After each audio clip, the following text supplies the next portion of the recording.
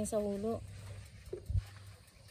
Tatanim ng tatanim ng kamoting baging. Kamoting kahoy. Baging, matamis pala yun. So guys, ito yung tatanim namin guys. Yan, itatanim na niya itong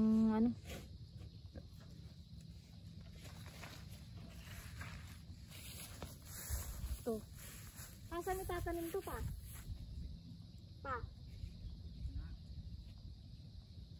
Dapat dito rin, no? Ito yung mga niya guys, yung tinukod niya, kakawati, para may tanda yung ng lupa.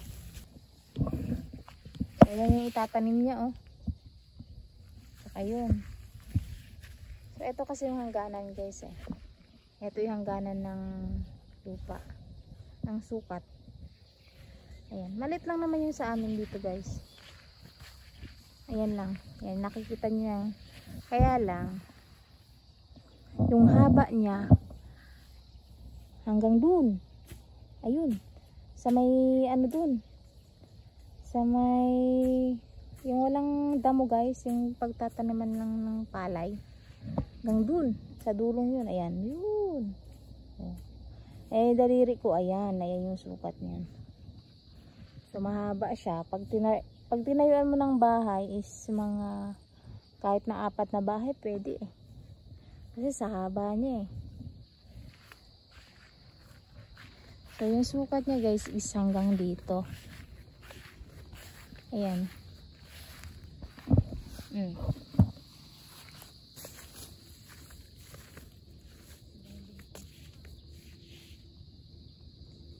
Pero mali pala yung sukat guys. Dapat pala lalagpas pa kami dito. Dito. Ito. Dito pa. Dapat ganyan. Mali yung pagkalagay niya ng sukat. Ayan.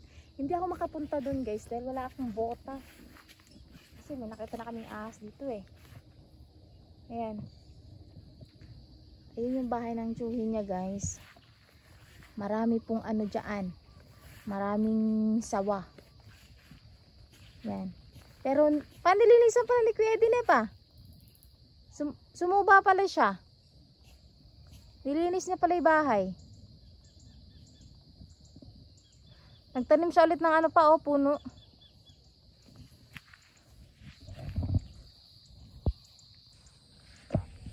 Dito kasi maganda magtayo ng bahay guys. Dito. Kaya lang wala pa tayong wala pa tayong mga budget. Wala pa tayong pampatay ng bahay guys. Pero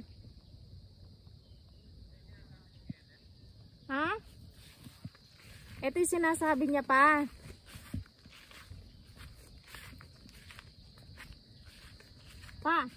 Ito. Oh. Yan.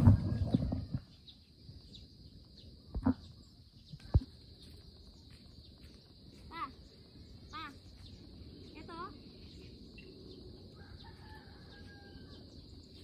Kaya sabi niya, hanggang dito pa nga daw yan. Yan oh. Ayan oh, yung mismong Takbang na naman siya guys. Oh. Takbang na naman siya kung ilang Oy, ano yan mo? Ay, hindi.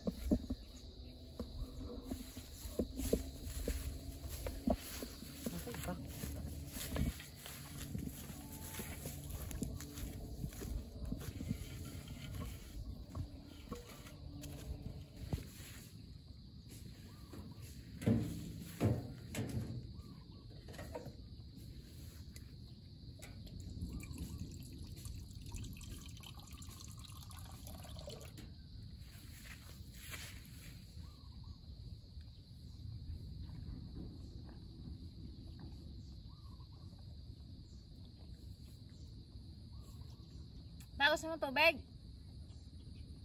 Ha?